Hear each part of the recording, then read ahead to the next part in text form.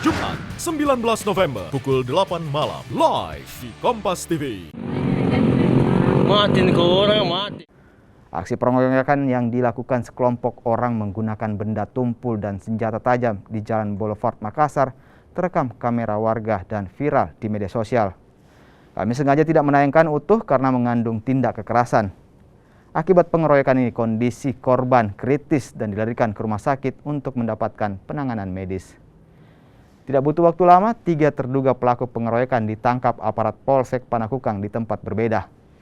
Petugas juga menyita barang bukti berupa pisau dapur, batu dan tongkat aluminium yang diduga digunakan untuk menganiaya korban di lokasi kejadian. Atas perbuatannya, ketiga terduga pelaku dikenakan undang-undang tentang penganiayaan dengan kurungan penjara di atas 5 tahun penjara.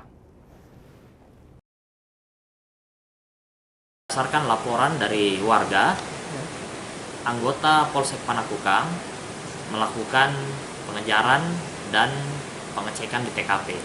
Setelah kita melakukan pengecekan di TKP, bermodal informasi dari masyarakat dan beberapa rekaman dari kamera, kami mengejar beberapa pelaku dan alhamdulillah Polsek Panakukang telah berhasil mengamankan 3 orang pelaku.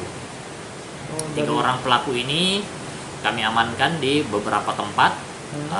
Inisial NA umur 31 tahun, inisial IW 18 tahun dan inisial SU 25 tahun. Untuk